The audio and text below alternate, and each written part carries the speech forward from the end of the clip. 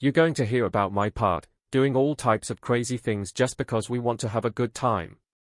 Diddy thought $50 million would buy him freedom, but when the judge slammed the door on his bail request twice, things took a dark turn. Rumors are flying that he didn't take it well and may have even threatened the judge. On September 17, Diddy's day in court arrived. It was his first appearance since his shocking arrest, and the general consensus was that he wouldn't stay locked up for long. After all, this was Diddy, an empire-building, multimillionaire mogul. Surely, throwing enough money at the situation would secure his freedom, right? Well, not quite. Diddy entered the courtroom calm and collected, ready to deploy all the resources he could muster. His legal team wasn't playing games, they came prepared to put an astronomical $50 million on the table for his bail. This wasn't your average cash offer, it was Diddy going all in. His team proposed using his $48 million Miami mansion as collateral for the bond. Imagine offering an entire mansion to prove you're not a flight risk. To add even more weight, they threw in his mother's house as well, a sign of just how serious they were. As if that wasn't enough, they surrendered every passport they could find, Diddy's, his mom's, and even his daughter's, showing that they had no plans to flee. This was not a regular bail offer, it was a desperate bid to get out of jail at any cost. Offering $50 million, one of the highest bail amounts ever seen, was a clear message that Diddy was serious about facing the charges. It was an attempt to prove he wouldn't dodge the accusations and would remain available for the court proceedings. However, despite the hefty sum, the charges he faced were far from ordinary. These weren't minor infractions, they were severe allegations with the potential for significant prison time. For someone like Diddy, who spent decades dominating the music industry, these accusations were a shocking revelation. The prosecution argued that Diddy wasn't just a party host, he allegedly orchestrated everything that went down, turning what seemed like star-studded celebrations into something far more sinister. The allegations painted him as someone who had controlled operations behind the scenes for years. Even with $50 million on the line, the court wasn't swayed. Judge Robin Tarnowski denied the bail request, citing the severity of the charges and the risk Diddy posed. The prosecution presented evidence suggesting that Diddy had reached out to witnesses and victims before his arrest, not to apologize, but to influence their narratives. This raised significant red flags, signaling a potential obstruction of justice. Judge Tarnowski wasn't fazed by the money, mansions, or passports. Known for her no-nonsense approach, she saw Diddy as a flight risk, someone with vast resources who could easily interfere with witnesses or disrupt the case. Her decision to deny bail sent a message: no amount of wealth could override the legal system, especially with charges of this magnitude. So, despite the massive wealth and influence he wielded, Diddy remained behind bars.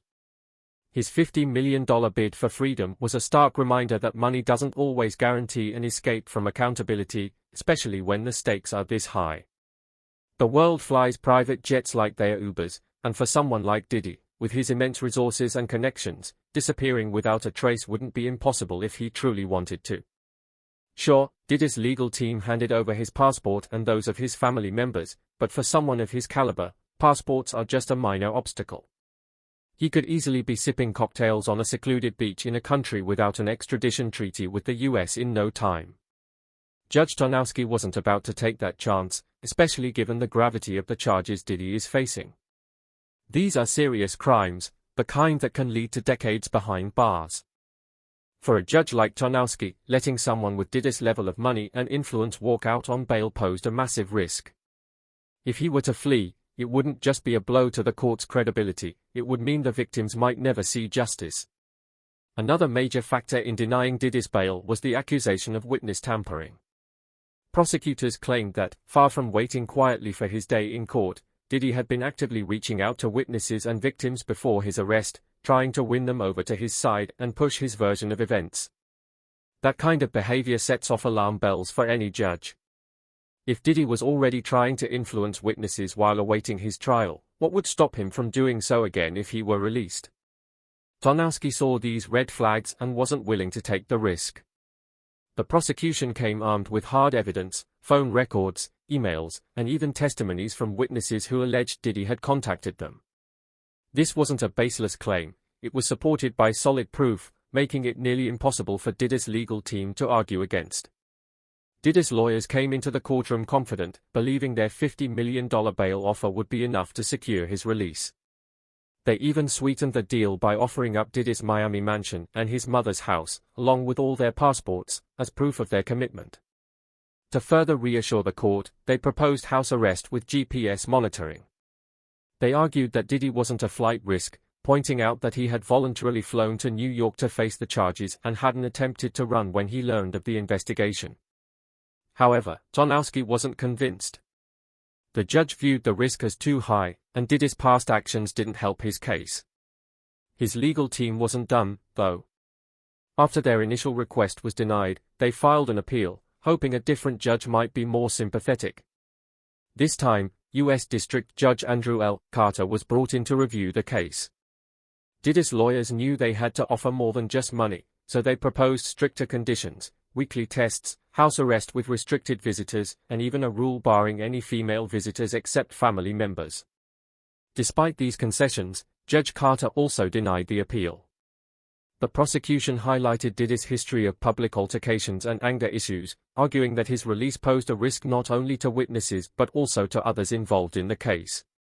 They presented examples of Diddy's temper flaring in the past, using this to emphasize the potential danger of letting him out on bail. The court wasn't swayed, even by the promise of strict monitoring. The issue wasn't just whether Diddy would behave himself under house arrest, it was the concern that his influence could still allow him to manipulate the case from behind the walls of his Miami mansion. The court feared he could reach out to witnesses, attempt to control the narrative, and ultimately jeopardize the trial's integrity. After the second bail denial, rumors began to swirl. Whispers suggested that, in his frustration, Diddy may have made veiled threats against Judge Tonowski. While there's no concrete evidence to confirm this, the speculation raised questions about how far Diddy might go when faced with such a dire situation. For someone who's lived a life of privilege and power, being stuck in a jail cell might push them to the edge.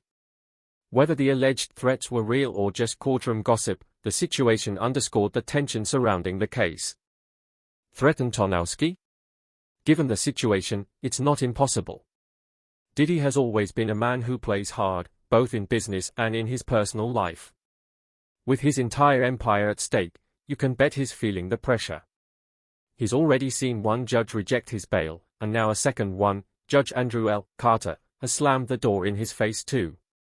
That kind of back-to-back defeat could push even the calmest person to the edge, let alone someone as powerful and used to winning as Diddy. It's not like Diddy is new to making bold moves either. For years, he's been known as a guy who doesn't take no for an answer. But if these rumors are true, this isn't just his usual aggressive style. It's one thing to be facing charges, but adding a threat to a federal judge into the mix. That's the kind of thing that can take an already bad situation and make it catastrophically worse. Maybe Diddy did let his temper get the best of him, and in a moment of desperation, he said something he shouldn't have. He's got a history of flying off the handle, and this could easily be another case of that happening. Or maybe it's just talk. Rumors spread like wildfire, especially when someone like Diddy is involved. People love to speculate, and with the high stakes and media circus surrounding his case, it's no wonder gossip is flying. Whether there's any truth to it or not, the damage is done. The rumor is out there, and now everyone's talking about it. But let's get real about why this is such a big deal. If it turns out that Diddy did, in fact, threaten Tonowski, it could lead to even more legal trouble for him. And we're not talking about minor trouble, a threat against a judge is a serious federal offense. We're talking about additional charges that could extend his prison sentence by years, maybe even decades if he's convicted. It would add another layer to the already massive pile of charges he's facing, and it's not something the court is going to take lightly. What makes this rumor even more dangerous for Diddy is that he's already on thin ice with accusations of witness tampering and influencing victims. The last thing he needs is another claim that he's using threats to get what he wants. If there's any truth to these allegations, it paints a picture of a man who will stop at nothing to escape the consequences of his actions. That's exactly what the prosecution is trying to prove in court, that Diddy isn't just a wealthy businessman caught up in bad decisions, but a man who has been using his power and influence to bend the law for years. The harsh reality, Diddy's new life at MDC Brooklyn. When Diddy's bail was denied for the second time, there was only one place he was headed, the Metropolitan Detention Center, MDC, in Brooklyn. This place is no joke. It's not one of those cushy white-collar prisons you hear about for celebrities or wealthy folks who get into trouble. MDC is notorious for its conditions, and the stories that come out of there make it sound like something straight out of a nightmare. For someone like Diddy, who's used to living in mansions, flying on private jets, and being surrounded by luxury 24/7, MDC must feel like stepping into hell. Imagine going from having everything at your fingertips to being locked in a cell for days on end, with no phone calls, no fresh air, and no visits from the outside world. That's the reality Diddy's living in right now, and from what we hear, it's not going well for him.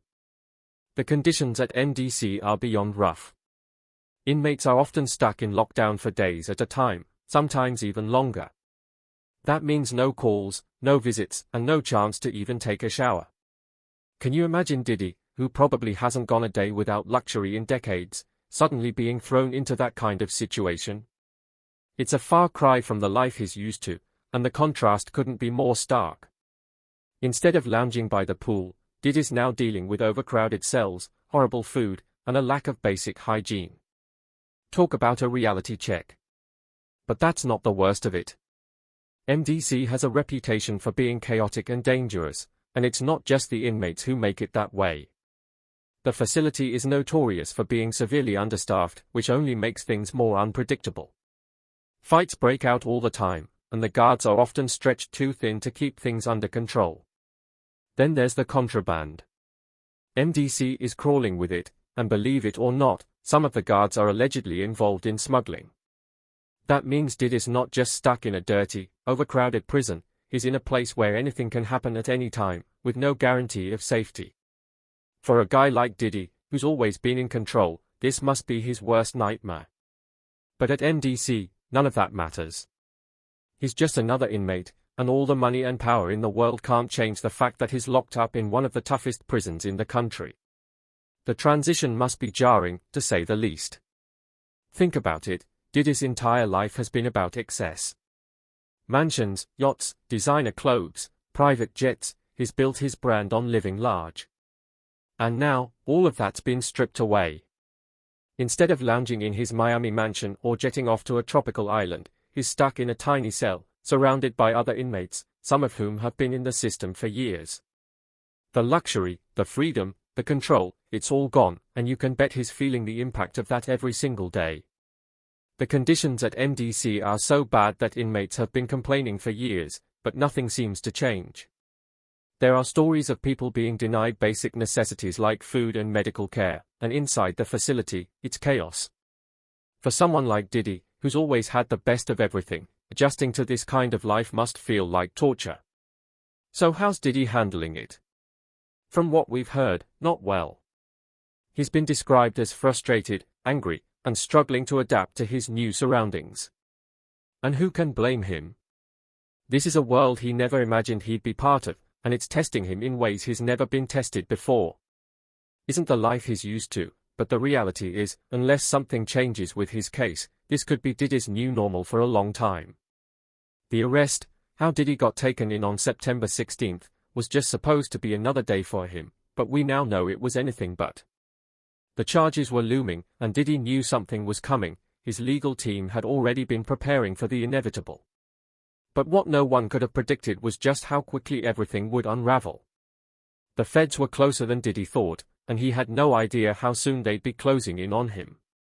It's wild to think that just hours before his arrest, Diddy was out in the world, completely unaware of the storm brewing. So picture this, Diddy, the man who's been at the top of the music game for decades, is just casually hanging out in Central Park.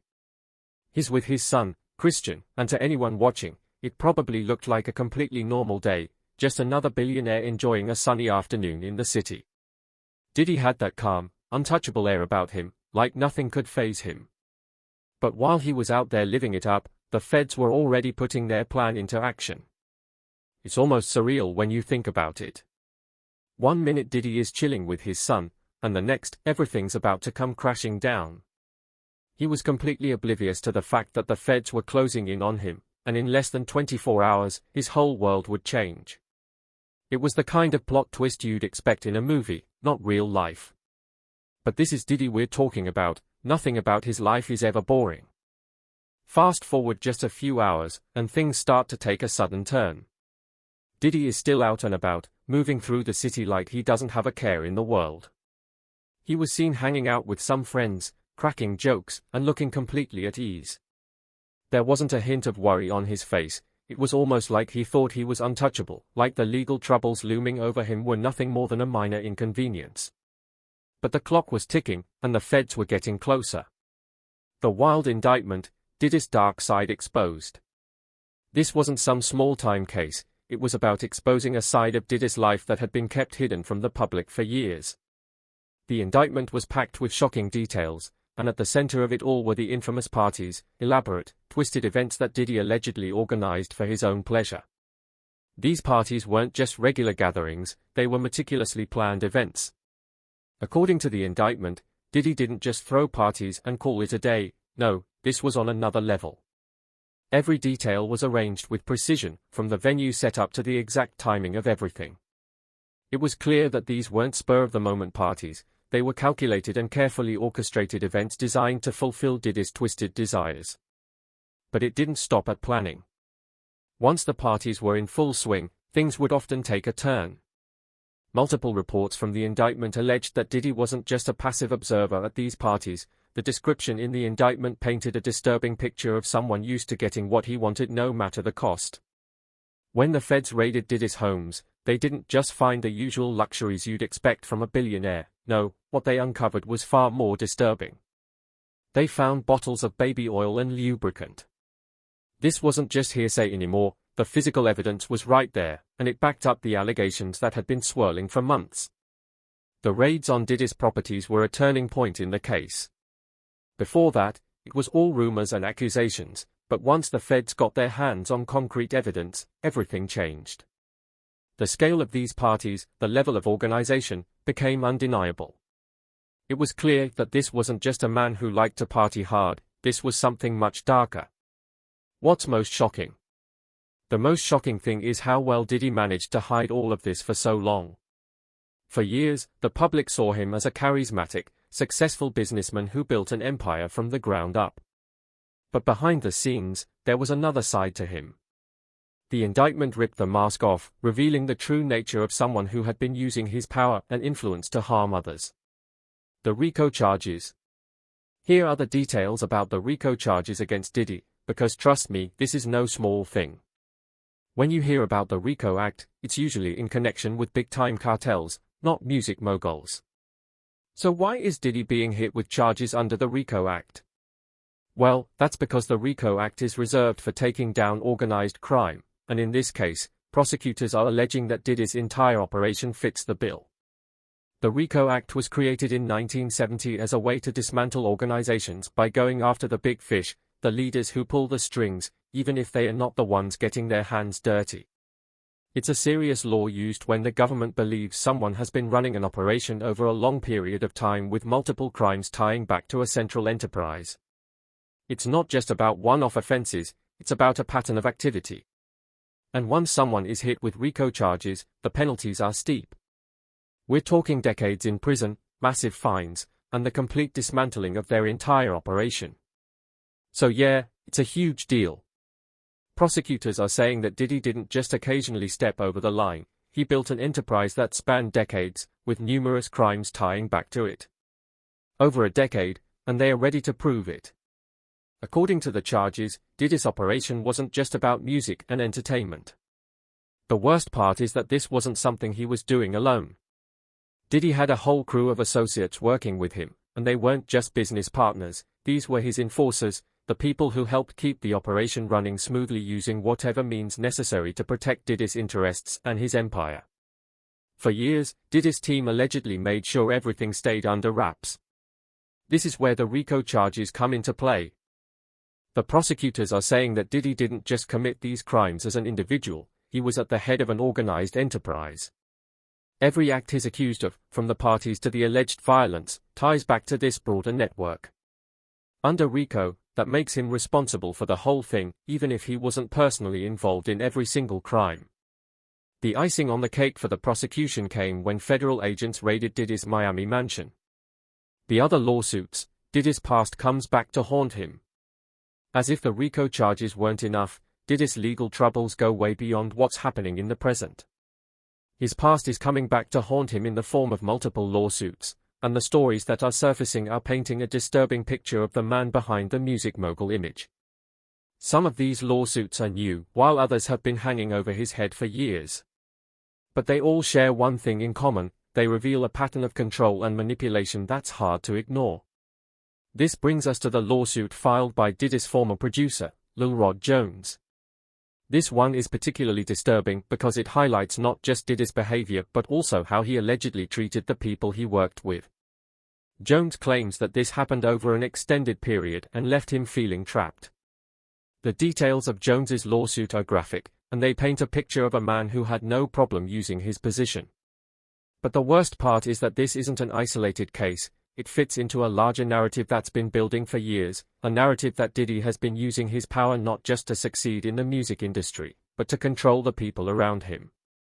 Jones's lawsuit was one of the first to peel back the curtain on what was really going on behind the scenes, but it wasn't the last one. One of the most damaging lawsuits to Diddy's reputation came from his ex-girlfriend, Cassie. Years ago, Cassie filed a lawsuit that detailed years of emotional and physical issues, and let me tell you, her story is hard to forget. According to Cassie, Diddy kept her under his thumb for years, controlling every aspect of her life. But it didn't stop there. What makes Cassie's story even more disturbing is that it shows a clear pattern of behavior that lines up with the current allegations against Diddy. For years, these stories were dismissed, but now that more evidence is coming to light, people are starting to see that Cassie's claims weren't just tabloid fodder, they were the real deal. And she wasn't the only one. After Cassie's lawsuit made headlines, more women started stepping forward with their own stories, and the picture of Diddy that's emerging is anything but flattering. Women from different walks of life are now coming forward, sharing stories that mirror Cassie's. Some of these cases have already been settled, while others are still making their way through the courts. But what's clear is that these lawsuits are casting a long shadow over Diddy's current legal battles. Even though some of these cases were settled out of court, the fact that they exist at all adds credibility to the newer accusations against him. It's like all the skeletons in Diddy's closet are finally coming out, and there's no way to put them back. For Diddy, these lawsuits are more than just a headache, they are a major blow to his defense in court. The prosecution can use these past cases to build a narrative that Diddy's behavior isn't a one-time thing, it's a pattern, a way of life. And that's exactly what they are doing. By highlighting his history of control, the prosecution is showing that Diddy's current charges aren't just some misunderstanding or an isolated incident, they are part of a much larger story, one that's been unfolding for years. So what are your thoughts on this? Let us know in the comments below.